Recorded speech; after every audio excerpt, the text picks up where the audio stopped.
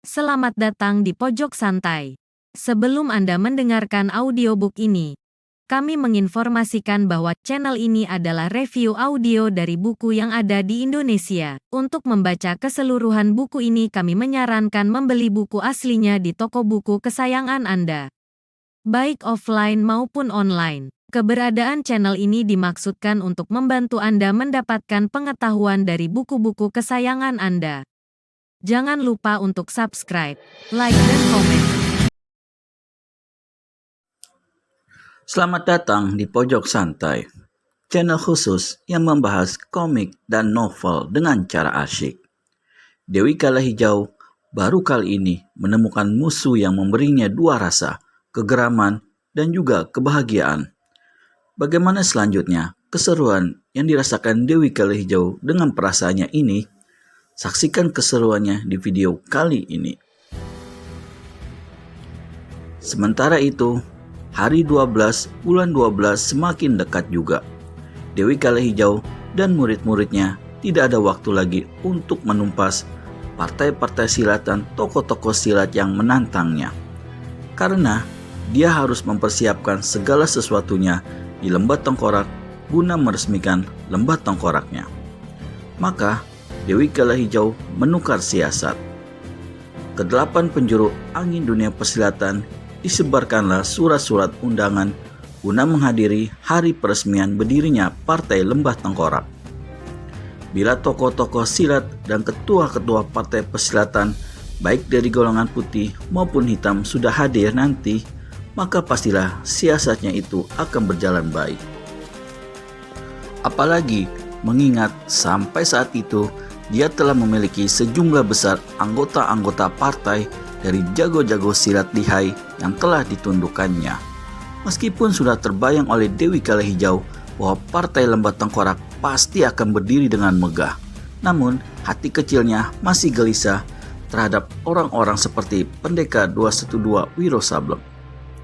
Sekalipun tidak diundang, bukan mustahil Pendekar 212 akan datang ke Lembah Tengkorak. Apalagi dalam pertempuran di tempat Partai Telaga Wangi tempo hari, Dewi Kala Hijau telah menantangnya untuk datang ke Lembah Tengkorak pada hari 12 bulan 12. Selama mempersiapkan segala sesuatunya di Lembah Tengkorak, Dewi Kala Hijau senantiasa mencari akal bagaimana cara yang paling baik untuk menghadapi Pendekar 212. Pemuda itu berbahaya sekali dan merupakan musuh besarnya. Namun, meski berbahaya, hati kecilnya tak menginginkan Wiro Sableng menemui kematian. Inilah satu ujian yang berat bagi Dewi Kala Hijau. Memang, bagaimanapun jahat dan terkutuknya hati seorang manusia, namun bila sinar cinta dan kasih sayang merayapi hatinya, maka dia akan dihadapkan pada kebimbangan. Cintakah yang mesti didahulukannya atau cita-citanya? Seminggu sebelum tiba hari 12 bulan 12, Dewi Kala Hijau memerintahkan muridnya si Kala Putih dan seorang anggota partai untuk mencari dan meringkus Pendekar 212 hidup-hidup. Menurut keyakinan Dewi Kala Hijau, menjelang hari peresmian berdirinya Partai Lembah Tengkorak, pastilah pendekar itu berada dekat-dekat sekitar kaki Gunung Merapi. Adapun anggota partai yang bersama Kala Putih ini ialah seorang tokoh silat aliran hitam yang berjuluk si Jaring Hantu. Kehebatan si Jaring Hantu maka sampai dia diberi gelar demikian karena dia memiliki senjata ampuh, yaitu sebuah jaring yang terbuat dari sejenis tali yang tak satu senjata pun sampai saat itu sanggup memutusnya. 4 hari kemudian, maka kembalilah Kala Putih hanya seorang diri. Dewi Kala Hijau menyambut kedatangan muridnya dengan heran. Ada perubahan pada paras Kala Putih. "Mana si Jaring Hantu?" bertanya Dewi Kala Hijau. Kala Putih menjura di hadapan gurunya, tapi tak segera menjawab. Kepalanya ditundukkan. "Kalian berhasil menemui pemuda itu?" Kala Putih mengangguk. "Dan si Jaring Hantu berhasil menangkapnya?"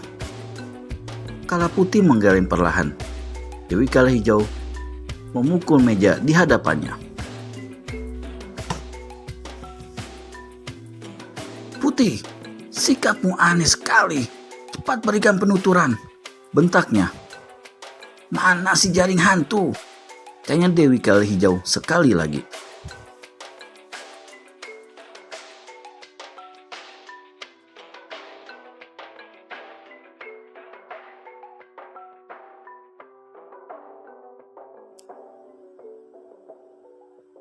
Si jaring hantu tewas di tangan pemuda itu, Guru.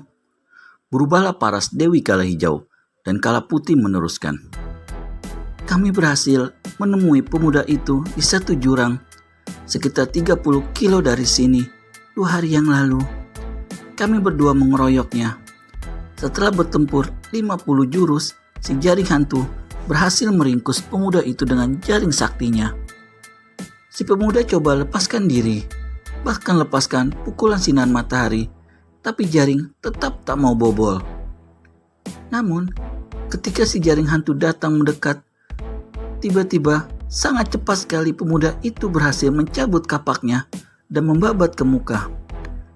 Tali-tali jaring putus dan kapak terus memapas perut si jaring hantu dan mati. Lantas, aku kemudian menghadapi pemuda itu. 3 jurus saja aku sudah terdesak dan terpaksa harus melarikan diri. Dewi Kala Hijau menggigit bibirnya. Matanya meneliti paras muridnya, tapi tak jelas terlihat karena Kala Putih terus-terusan menundukkan kepalanya. Namun demikian, pandangan dan perasaan Dewi Kala Hijau yang tajam bisa mengetahui bahwa di samping yang telah diterangkan oleh muridnya pasti terjadi apa-apa.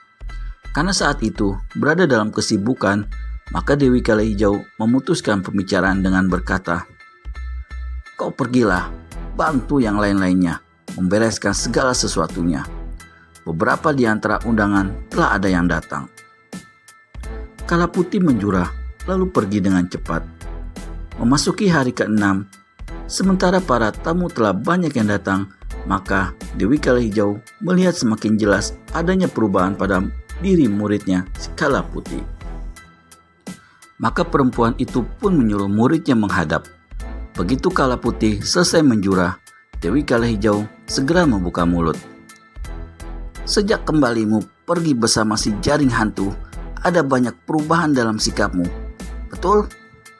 Kala Putih agak gugup, tapi menjawab juga, "Tidak, tak ada perubahan pada diriku, Guru." "Jangan bicara dusta. Jangan tipu gurumu. Jangan tipu dirimu sendiri," membentak Dewi Kala Hijau. "Terangkan, apa yang terjadi?" "Tak ada terjadi apa-apa, Guru," saut Kala Putih. Dewi Kala Hijau menggebrak meja. "Bruak! Selama ini kau selalu periang, suka melucu, sering tertawa dan bergurau dengan saudara-saudara seperguruanmu. Tapi sekembalimu 2 hari yang lalu, sikap dan sifatmu jauh berubah. Kau jadi pendiam, suka menyendiri dan banyak melamun. Jangan kira aku ini buta, Putih. Kau berdusta. Angkat mukamu, pandang mataku." Kala Putih mengangkat kepalanya perlahan-lahan dan coba memandang kedua mata gurunya. Tapi cuma sebentar. Sedetik kemudian, kepalanya ditundukkan kembali. Untuk pertama kalinya, Kala Putih merasa ngeri dan takut melihat sepasang mata serta paras gurunya. Dewi Kala Hijau menyeringai, "Kau masih juga merahasiakan perubahan sikapmu, Putih. Masih merahasiakan apa yang terjadi." Tenggorokan Kala Putih kelihatan turun naik. Kemudian terdengarlah ucapannya tersendat-sendat. Sesudah si jaring hantu menemui ajalnya, aku coba menghadapi pemuda itu beberapa jurus. Aku hanya sanggup menghadapi sebanyak 3 jurus. Kemudian coba melarikan diri. Namun cepat sekali punggungku kena ditotok hingga aku menjadi kaku, tegang, tak bisa lagi bergerak. Mulut Dewi Kala Hijau komat kamit. Lalu, kusangka pastilah pemuda itu akan membunuhku. Tapi ternyata tidak. Dia bicara panjang lebar dan menasihatkan aku agar aku kembali ke jalan yang benar serta meninggalkan kaki Gunung Merapi ini. Apa jawabmu? Kumaki dia habis-habisan, kuludahi mukanya, tapi dia hanya tertawa-tawa. Dia hendak melemparkan aku ke dalam jurang, kecuali jika aku berjanji mau kembali ke jalan yang benar dan meninggalkan tempat ini. Aku terpaksa pura-pura menerima janjinya. Aku dilepas, kemudian aku melarikan diri dan kembali ke sini. Hanya itu saja. Hanya itu saja yang terjadi. Kala Putih tak menjawab. Jangan diam, macam orang tuli serta bisu, bentak Dewi Kala Hijau. Tidak, Guru, kata Kala Putih akhirnya. Apanya yang tidak? Tidak, itu saja yang terjadi. Hah? Lalu apa? Tenggorokan Kala Putih kembali kelihatan turun naik. Aku apa? Hardik sang guru tak sabaran. Mohon maaf, Guru.